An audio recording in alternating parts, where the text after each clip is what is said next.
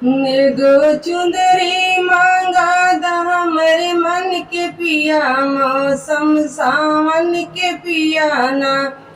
एगो चुंदरी मांगा दा हमरे मन के पिया, मौसम सावन के पिया ना। एगो रही राधा रानी वृषभान की दुलारी, एगो रही राधा प्यारी वृषभान की दुलारी।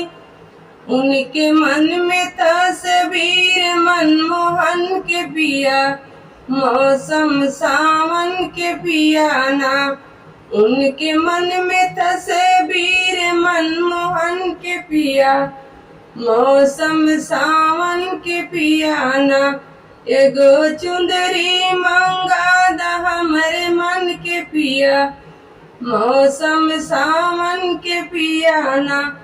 एगो रही सिया प्यारी राजा जनक की दुलारी, एगो रही राधा प्यारी।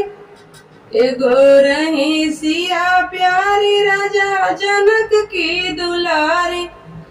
उनके मन में तस्वीर श्री राम के पिया, मौसम सावन के पिया ना।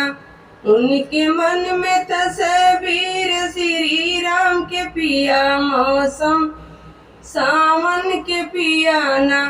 एगो चुंदरी मांगा दा हमरे मन के पिया, मौसम सावन के पिया ना। एगो रही द्रौपदी प्यारी राजा द्रौपदी की दुलारी, एगो रही द्रौपदी प्यारी राजा द्रौपदी की दुलारी।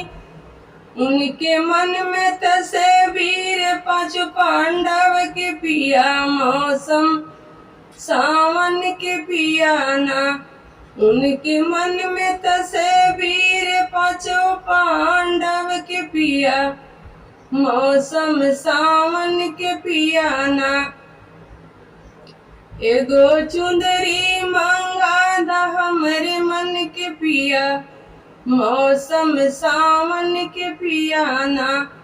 एगो हई गौर प्यारी ही मेहमान की दुलारी, एगो हई गौर प्यारी ही मेहमान की दुलारी। उनके मन में तस्वीर शिव भोला के पिया, मौसम सावन के पिया ना।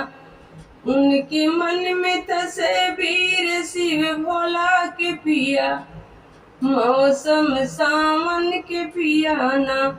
एगो चुंदरी मांगा दा हमरे मन के पिया, मौसम सावन के पिया ना।